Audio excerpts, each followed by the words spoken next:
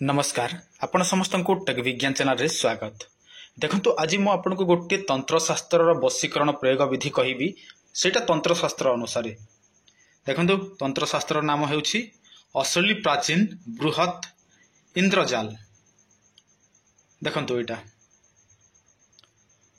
एटा मते जने गिफ्ट आकार रे देइछंती आज एका मो पाकु आसिला तेणु मो आपण माननकु एही विषय रे मध्ये जणे दउछि कहीं से भाई जानापी ये सब मत पठे तेणु मु आपण मानकु एही बहिर मध्य अनेक गुड़िए तंत्र विषय किंबा मंत्र विषय कहबी। आपण देखंतु एटा केते मोटा अछि आपण देखंतु एटा पूरा एते मोटा अछि। एटा देखंतु एटा कवर एबेका मु जस्ट ओपन कली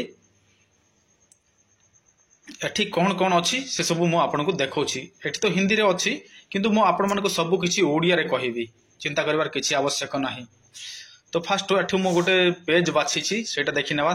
देखंतु एते मोटा बुझिला कि नै एते मोटा अछि एटा आपण होय तो वर्षे पर्यंत एटा को मुखस्थ कले मध्ये सरीबो नाही किंतु जो जोटा इंपोर्टेंट सेटा हमें जानिबा हला जो जोटा इंपोर्टेंट अछि सेटा जानिबा। देखंतु एटा फास्ट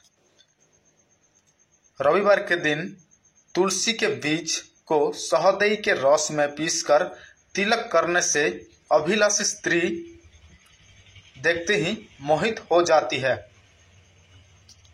देखंतु एटा देखिले रविवार के दिन तुलसी के बीज को शहदई के रस में पीसकर तिलक करने से अभिलाषी स्त्री देखते ही मोहित हो जाती है।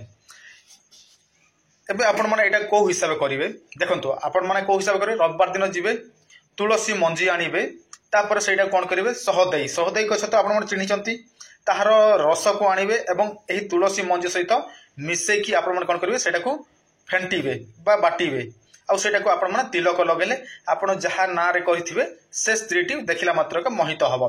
किंतु आपण माने को मु आगुरु कहिछि देखंतु जे कोनसी तंत्र शास्त्र रे सबु बेले शॉर्टकट रे ही लेखा होई थाए।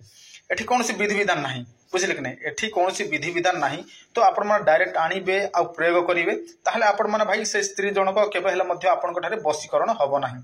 एथि पई गोटे नियम अछि मु आपण को कहूछि एटा मु बंद कर दोछि। एबे वर्तमान मु मो हिसाब रे कहिबी जोटा कि हमर पोथी अनुसार देखंतु आपण माने तुलसी मंजी को प्रथमे केमिति आनिबे बुझिला कि नै। तुलसी मंजी को आपण माने सब बेले गोटे जानिथिबा आवश्यक जे कोनसी तंत्र आपण माने प्रयोग करूछंती ताहले प्रथमे निमंत्रण करिवे हला। आपण माने एटा को शनिवार दिन निमंत्रण करिवे रविवार दिन जाई कि तुलसी मंजी नै कि आसीबे हला निमंत्रण करिवे।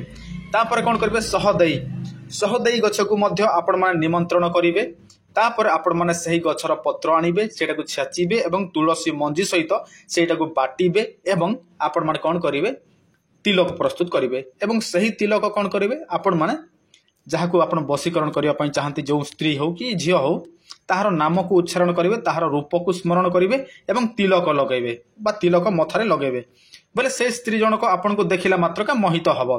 किंतु एटा गोटे कथा भी जानिबा आवश्यक एटा गोटे तंत्र हैला एटा कौन से टोटका नुहे एटा गोटे तंत्र होइथिबारु आपण मानकु तंत्र सिद्धि मंत्र मध्य प्रयोग करबा को पड़िबो।